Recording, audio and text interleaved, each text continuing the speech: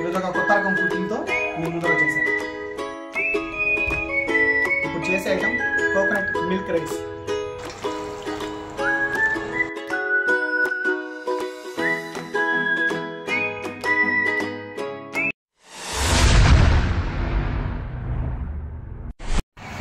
Hi friends, ఈరోజు ఒక కొత్త రకం కుకింగ్తో మీ ముందర వచ్చేసాను. స్కూల్ నుంచి పిల్లకాయలు వచ్చినాక స్నాక్స్ ఐటమ్స్కి ఇది బాగుంటుంది, ట్రై చేయండి. బయట వాన పడేటప్పుడు ఇది ఇంట్లో చేసుకొని వేడివేడిగా తింటా ఉంటే బాగుంటుంది. ఒకసారి ట్రై చేయండి. ఇప్పుడు చేసే ఐటమ్ కోకోనట్ మిల్క్ రైస్.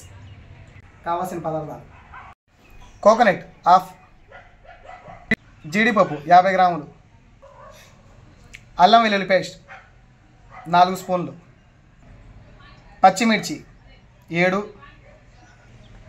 లవంగా పట్టా యాలకులు, కొత్తిమీర 3 రెమ్మలు, కోసి పెట్టుకున్న ఎర్రగడ్డలు 3,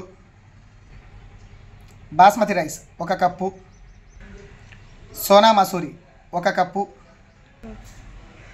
ఉప్పు తగినంత, ఫ్రీడమ్ 200 ml. ఇప్పుడు తయారు చేసుకుందాం. పాత్ర ఒకటి పెట్టుకొని ఆయిల్ పోసుకుందాం.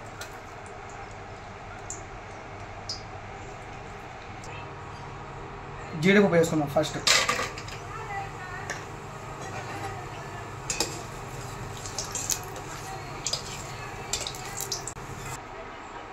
లవంగా పట్టాలు, ఎర్రగడ్డ, పచ్చిమిర్చి,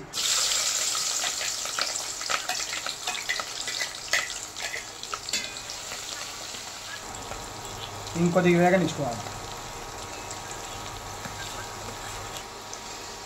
అల్లం వెల్లుల్లి పేస్ట్,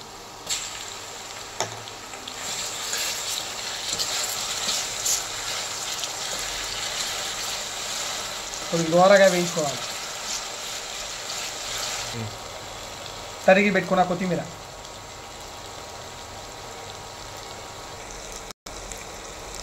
రుబ్బి పెట్టుకున్న టెంకాయ పాలు, నీళ్ళు వేసుకొని ఈ విధంగా రుబ్బుకోండి. జల్దీ చేయండి, వడగిన్నెలో వేసి జల్దీ చేయండి. ఈ విధంగా మిల్క్ ఈ విధంగా అప్లై చేసుకోండి.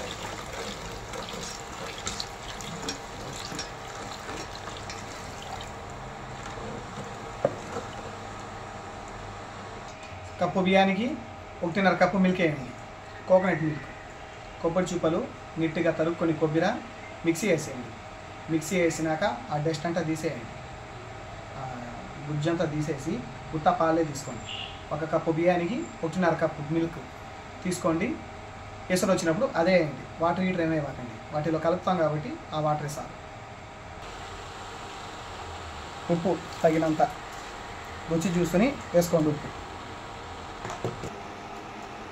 నానబెట్టి కడిగేసుకోవాలి బియ్యం. ఎసరు వచ్చినాక నానబెట్టుకున్న బియ్యం వేసుకోవాలి.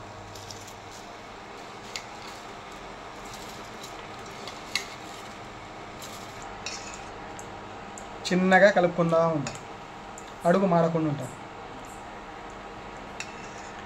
అయిపోయింది మన కోకోనట్ మిల్క్ రైస్. చూడండి, ఘుమఘుమలు. ఇప్పుడు గార్నిష్ చేసుకుందాం.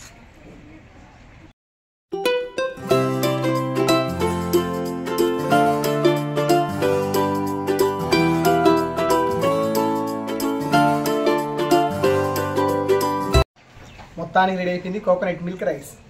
టేస్ట్ చూద్దాం.